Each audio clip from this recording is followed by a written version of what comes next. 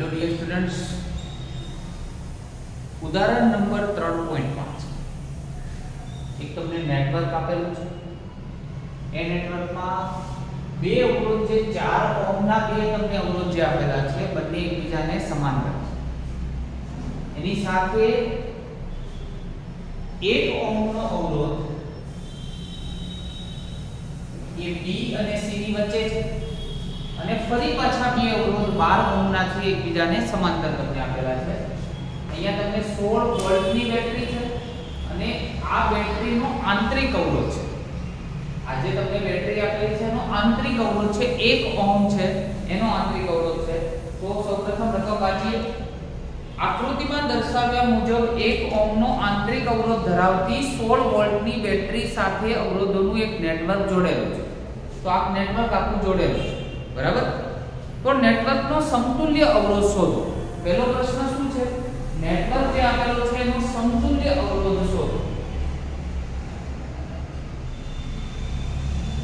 તો એ નંબરની અંદર નેટવર્કનો સમતુલ્ય અવરોધ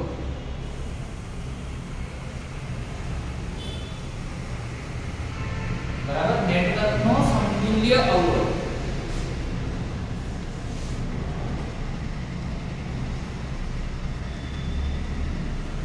चलो नेटवर्कનો સમતુલ્ય અવરોધ શોધવા માટે સૌપ્રથમ જોઈએ તો આ બંને અવરોધ એકબીજાને કેવા છે? સમાંતરમાં છે, બરાબર। તો A અને B વચ્ચેનો અવરોધ માટે શોધવો હોય તો સમાંતર માટેનું સૂત્ર આપણે જણાવેલું, ઉપર ગુણાકાર નીચે સરવાળો। તો આ 16 થયા, આ 8 થયા, અહીંયા આવશે 2 ઓહમ। તો આ બંને ભેગા થઈ અને 2 ઓહમનો અવરોધ બનાવશે। સેમ એવી જ રીતે C અને D વચ્ચે બંને અવરોધ કેવા છે? તો એ પણ બંને કેવા છે? C અને D વચ્ચે સમાંતરમાં છે, તો ઉપર ગુણાકાર અને નીચે સરવાળો। તો ઉપર થશે 144 અને નીચે આપણી જોડે થઈ જશે 24, બરાબર। 144 અને 24 144 ડિવાઇડ બાય 24 જવાબ આવશે 6। આ 6 ઓહમ, બરાબર। ચલો આ બંનેનો જોઈન્ટ થઈને કેટલો બની ગયો? 2। આ બંનેનો કમ્બાઈન થઈને કેટલો બન્યો? 6। તો 2 6 અને 1 આ ત્રણે ત્રણ શ્રેણીમાં બને, બરાબર। તો સમતુલ્ય અવરોધ મારે શોધવો હોય, નેટવર્કનો સમતુલ્ય અવરોધ, તો કોનો સરવાળો થશે? તો આ બંને જોઈન્ટ થઈને કેટલા બન્યા છે? 2, પછી 1 ઓહમ। આ બંને જોઈન્ટ થઈને કેટલા બન્યા છે? 6। તો 6 અને 2 8 અને 1 9 ઓહમ છે, એ તમારો સમતુલ્ય અવરોધ બનશે। કેટલો બનશે? સમતુલ્ય અવરોધ બનશે, બરાબર। સોરી, અહીંયા એક લખવામાં થોડી મિસ્ટેક થઈ છે, જેને આપણે કરેક્શન બેટા કરીશું। 6 ઓહમ આપેલો છે, તો અહીંયા પણ આપણે 6 ઓહમ કરીશું, અહીંયા પણ 6 ઓહમ, બરાબર। સોરી, અહીંયા લખવામાં મારી મિસ્ટેક છે। ત્યાં રકમમાં તમને 6 ઓહમ આપેલા છે, એટલે 12 6 72 થશે અને 12 અને 6 થશે 18, એટલે 18 ચોક 72। તો અહીંયા બેટા જવાબ આવશે 4, એટલે અહીંયા પણ 4 થઈ જશે। તો 4 ને 2 6 અને 1 7 ઓહમ આવશે। તો તમારો એ નંબર છે એ કમ્પ્લીટ થયો। નંબર B માં તમને એવો પ્રશ્ન પૂછ્યો છે કે દરેક અવરોધમાંથી વહેતો પ્રવાહ મેળવો। દરેક અવરોધમાંથી વહેતો પ્રવાહ મેળવો, બરાબર। તો 4 ઓહમ 4 ઓહમ, પછી અહીંયા અને આ બંનેમાંથી કેટલો પ્રવાહ વહે છે એ તમારે ટોટલ મેળવવાનો છે। તો આપણે જાણીએ છીએ કે જ્યારે જંકશન આવે એટલે હંમેશા પ્રવાહ શું થાય? ડિવાઈડ થાય, બરાબર। તો એક કામ કરી, આખા નેટવર્કનો પહેલા કુલ પ્રવાહ મેળવી લઈએ। તો કુલ વિદ્યુત પ્રવાહ બરાબર સૂત્ર શું થાય? I = V / R।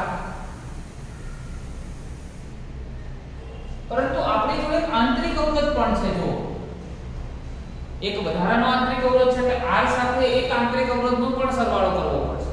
ચલો હવે V ની કિંમત તમે જાણો છો કેટલી છે? 16। તો આ 16 વોલ્ટ થયા ડિવાઇડ બાય R।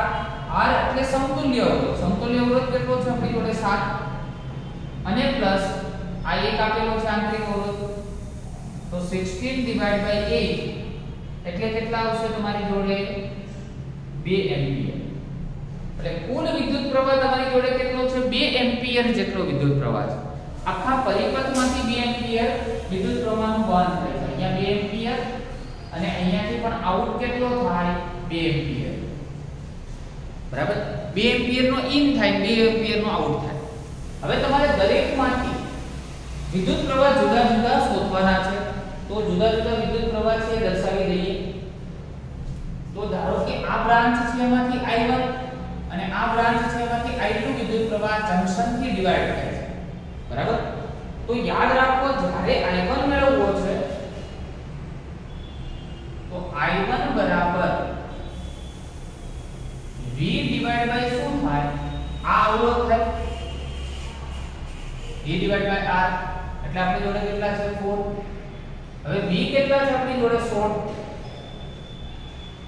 અને આ ટોટલ કેટલા છે આપણી જોડે 4 ઓહ્મ આપેલા છે.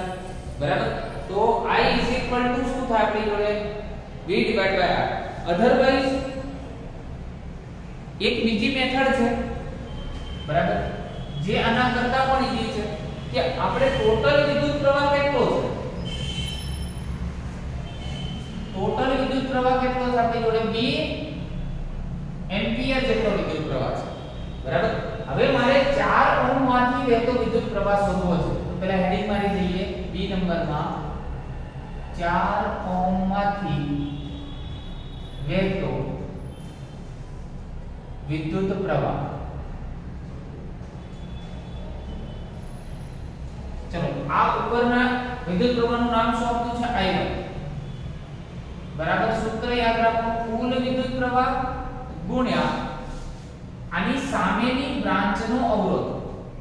તો આ 4 ની સામેની બ્રાન્ચનો અવરોધ કેટલો છે 4 ડિવાઇડ બાય કુલ અવરોધ. તો 4 અને 4 કેટલા થાય 8. તો 4 + 4. હવે કુલ વિદ્યુત પ્રવાહ કેટલો છે 2. આ 4 થયા આ 8 થયા અહીંયા ફરી પાછા 4 * 8 4 4 કેન્સલ. તો I1 તમને કેટલો મળશે 1 એમ્પિયર. તો આ તો અહીંયા તમને 1 એમ્પિયર મળે.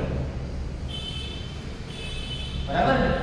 હવે ટોટલ હતો કેટલો આપણી જોડે 2 એમાંથી 1 એમ્પિયર તો જતો રહ્યો. તો આમાંથી પણ કેટલો વધે 1 એમ્પિયર વધે. તો આ ડાયરેક્ટ તમે લખી શકો કે 4 ઓહ્મ માંથી વહેતો વિદ્યુત પ્રવાહ એટલે કે I2 પણ કેટલો થશે 1 એમ્પિયર થશે. 1 એમ્પિયર થશે. બરાબર. અને ડાયરેક્ટ બી તમારે યાદ રાખવું હોય તમને MCQ માં પૂછાય તો એક બીજી હિન્ટ આપું.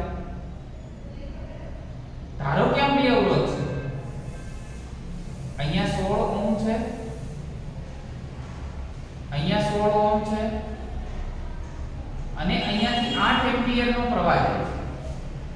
કેટલો 8 એમ્પિયર. જો અવરોધ બંને સરખા હોય તો વિદ્યુત પ્રવાહ એક સરખો ડિવાઇડ થાય. એટલે 4 આમાંથી જાય અને 4 આમાંથી. યાદ રાખજો ખાસ આ. બરાબર.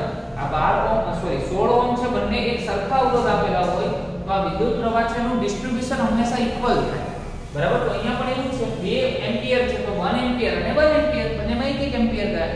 ચલો આ 1 એમ્પિયર આમ ગયા તો બીસી બ્રાન્ચ માંથી કેટલો વહેશે તો આ 1 અને 1 અને ફરી પાછો અહીંયા કેટલો એમ્પિયર આવશે 2 એમ્પિયર. તો ડાયરેક્ટ લખી શકાય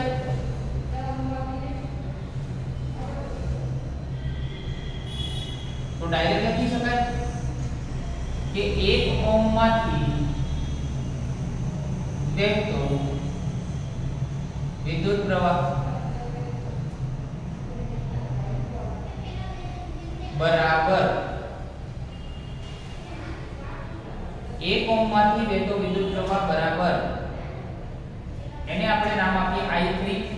તો I3 કેટલા થશે 1 + 1 એટલે પાછા 2. હવે આ 2 એમ્પિયર છે એ અહીંયા પહોંચ્યો છે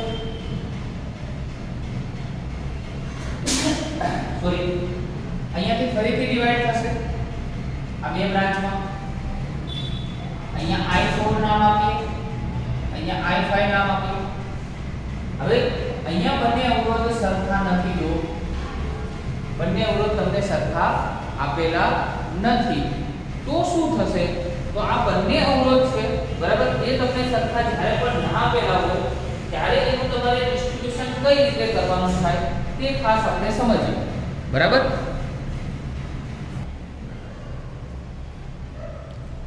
તો જે રીતે અહીંયા આપણે આ રૂલ્સ વાપર્યો એવી રીતે અહીંયા પણ રૂલ્સ વાપરી શકાય.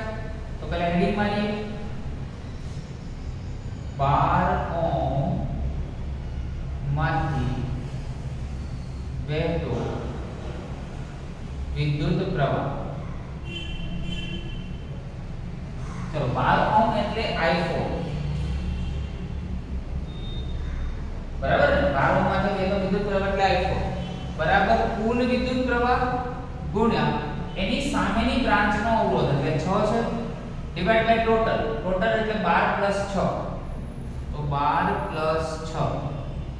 હવે આ છે ટોટલ 2, આ 6 18, અહીંયા થયા 9 બરાબર, એટલે અહીંયા આવશે આપણે 3 × 6 બરાબર ને, અને 3 × 9 એટલે 2/3 એમ્પિયર આવશે. એટલું આવશે આપણી જોડે 2/3 એમ્પિયર જેટલો વિદ્યુત પ્રવાહ આવશે. બરાબર, એવી રીતે સેમ 6 ઓહ્મ માંથી વહેતો વિદ્યુત પ્રવાહ, એનામાંથી વહેતો વિદ્યુત પ્રવાહ. ચલો સૂત્ર શું આવશે? આપણે I5 નામ આપેલું છે. I5 બરાબર કુલ વિદ્યુત પ્રવાહ ગુણ્યા એની સામેની બ્રાન્ચનો અવરોધ એટલે 12 અને નીચે ટોટલ 12 + 6. આ તો 2 છે જ 12 અને અહીંયા થયા આપણી પાસે 18, અહીંયા 9 તો 12/9 બરાબર, જેની આપણે ગણતરી કરીએ તો પાછો 3 ભાગ ચાલશે અને 4 તરી 12 અને 3 તરી 9 એટલે 4/3 એમ્પિયર થયું. બરાબર, એટલે 2/3 અને 4/3 એ તમને કુલ વિદ્યુત પ્રવાહના સ્વરૂપમાં મળી ગયું. તો દરેક અવરોધમાંથી પસાર થતો વિદ્યુત પ્રવાહ પણ આપણે જે બી ક્વેશ્ચન આપેલો છે એમાંથી શોધ્યો. હવે સી નંબર તમને આપેલો છે તેની આપણે ડિસ્કસ કરીએ. બરાબર, સી નંબર જે આપેલો છે તેની આપણે ડિસ્કસ કરીએ. સી નંબરમાં તમને પૂછેલું છે કે VAB, VBC અને VCD વોલ્ટેજ ડ્રોપ સ્થિતિમાન ગણો. બરાબર, VAB બરાબર, VAB નું સ્થિતિમાન તમારે ગણી અને બતાવવાનું છે. તો AB ને સમાંતર વોલ્ટેજ ડ્રોપ. સી નંબરમાં AB ને સમાંતર વોલ્ટેજ ડ્રોપ. બરાબર, AB ને સમાંતર વોલ્ટેજ ડ્રોપ એટલે આ બંને બિંદુને સમાંતર જે વોલ્ટેજ ડ્રોપ હોય એને બોલાય VAB. પછી અહીંયા શું થશે? VBC અને અહીંયા શું આવશે? VCD. ખ્યાલ આવે છે? તો આવા 3 ભાગની અંદર આપણે એને ડિવાઈડ કરીશું. તો નેક્સ્ટ AB ને સમાંતર વોલ્ટેજ ડ્રોપ સમજવા માટે ખાસ ધ્યાન રાખજો. બરાબર, સૂત્ર આપણી જોડે VAB નું શું થશે? V બરાબર I આ સૂત્ર છે. બરાબર, હવે વિદ્યુત પ્રવાહ તો કેટલો પસાર થાય છે? તો અહીંયાથી વિદ્યુત પ્રવાહ કેટલો પસાર થાય છે? તો 2 એમ્પિયર. તો આ તો 2 થશે, પરંતુ R કેટલો છે? તો આ AB ના સમતુલ્ય R કેટલો છે? તો અહીંયા તો 2 અવરોધ આપેલા છે. તો 2 અવરોધને એક અવરોધ આપણે કરેલો છે. 2 અવરોધમાંથી એક અવરોધ કેવી રીતે થાય? તો બંને સમાંતર છે. તો સમાંતર છે એનો અવરોધ 2 છે એટલે અહીંયા સમાંતર અવરોધ લેવાનો હંમેશા 2. તો 2 દુ 4 વોલ્ટ થશે. તો VAB ક્લિયર થયું. હવે એવી જ રીતે આગળ વધો એટલે VBC આવશે. BC ને समांतर वोल्टेज ड्रॉप बराबर એટલે એને VBC કહીશું सूत्र ફરીથી IR જ આવશે I તો બધામાં એક સરખો જ રહેશે અહીંયા પણ 2 એમ્પિયર જાય છે આમાંથી પરંતુ આની સામે R કેટલો છે એક જ છે એટલે 2 ગુણ્યા 1 એટલે 2 વોલ્ટ આવશે તો VBC સરળ છે એવી જ રીતે હવે લાસ્ટ પોર્શન રહ્યો આપણી જોડે CD तो CD ने समांतर वोल्टेज ड्रॉप तो VCD बराबर सूत्र तो IR જ રહેશે I તો આપણી જોડે 2 છે R કેટલા છે તો આ બંનેને કમ્બાઈન આપણે કરેલા છે 12 અને 6 છે બંને એકબીજાને સમાંતર છે તો સમાંતર માટેનું સૂત્ર ઉપર ગુણાકાર નીચે સરવાળો જવાબ કેટલો આવ્યો 4 તો અહીંયા 4 લેવાનું થાય માટે VCD તમને કેટલા મળશે 8 વોલ્ટ મળશે તો કુલ વોલ્ટેજ ડ્રોપ ટોટલ 3 આયા VAB plus VBC plus VCD આ મળ્યા 4 2 8 8 ને 2 10 અને 4 14 વોલ્ટ કેટલા આયા 14 વોલ્ટ આયા હવે આનું વેરિફિકેશન કરીએ કે આપણો જવાબ સાચો છે કે ખોટો છે હવે તમે બેટરી દ્વારા કેટલો વોલ્ટેજ આપ્યો છો 16 વોલ્ટ આપ્યો અને તમારો વોલ્ટેજ ડ્રોપ તમને મળ્યો કેટલો 14 કેટલો લોસ આવ્યો 2 વોલ્ટ નો લોસ આવ્યો બરાબર હવે આ 2 વોલ્ટ નો લોસ ભરપાઈ કઈ રીતે કરીશું આપણે તો હજુ એક અવરોધ બાકી છે જુઓ અહીંયા બરાબર આંતરિક અવરોધ માટે એનો વોલ્ટેજ ડ્રોપ આપણે ગણીએ આંતરિક અવરોધ નો વોલ્ટેજ ડ્રોપ સૂત્ર કયું આવશે IR I તો આપણી જોડે બધામાં ફિક્સ છે અને R જો આંતરિક અવરોધનું મૂલ્ય 1 આપેલું છે તો 2 ગુણ્યા તમે 1 કરશો એટલે તમને જવાબ કેટલો મળશે 2 વોલ્ટ મળી જશે જે આપણી પાસે ખૂટતો તો એ વોલ્ટેજ મળી ગયો તો ટોટલ 14 વોલ્ટ ક્યાં વપરાયો અહીંયા એટલે 2 વોલ્ટ અહીંયા વપરાયો એટલે ટોટલ મેં 16 આપ્યો તો મને 16 નું કેલ્ક્યુલેશન મળી ગયું બરાબર તો આ રીતે તમે જાતે પણ આન્સર ચેક કરી શકો બરાબર જાતે પણ તમે આન્સર તમારે ચેક કરવો હોય તો પણ તમે કરી શકો તો આ આંતરિક વોલ્ટેજ આંતરિક અવરોધ માટેનો વોલ્ટેજ ડ્રોપ છે તમને કેટલો મળશે 2 વોલ્ટ મળશે બરાબર એટલે જ્યારે પણ વિદ્યાર્થી મિત્રો આ ટાઈપનો દાખલો તમને પૂછાય ત્યારે તમને પર્ટિક્યુલર સૌપ્રથમ એ આપ્યું છે સમતુલ્ય અવરોધ કઈ રીતે શોધવો એટલે જેટલા પણ અવરોધ આપેલા છે બધા જ અવરોધનો આપણે શું કરીશું અહીંયા ધારો કે 2 અવરોધ તમને સમાંતર આપેલા છે તો બંને સમાંતર અવરોધ છે સમાંતરનું તમે કઈ રીતે કરશો એક અવરોધ કઈ રીતે બનાવશો એની પછી શ્રેણી છે અને ફરી પાછા અહીંયા 2 સમાંતર અવરોધ આપેલા છે તો એની ગણતરી કરવાની કુલ વિદ્યુત પ્રવાહ કઈ રીતે શોધી શકાય તો I V R આવશે બરાબર તો જેનાથી તમે ટોટલ કુલ વિદ્યુત પ્રવાહની ગણતરી કરી શકશો અને તમારે એક એક અવરોધમાંથી કેવી રીતે વિદ્યુત પ્રવાહ શોધી શકાય તો એનું સૂત્ર આપણે જણાવ્યું કે જે બ્રાન્ચમાંથી તમારે વિદ્યુત પ્રવાહ શોધવો છે બરાબર કુલ વિદ્યુત પ્રવાહ ગુણ્યા એની સામેની બ્રાન્ચનો અવરોધ ડિવાઇડ બાય ટોટલ અવરોધ ડિવાઇડ બાય શું થશે total okay thank you very much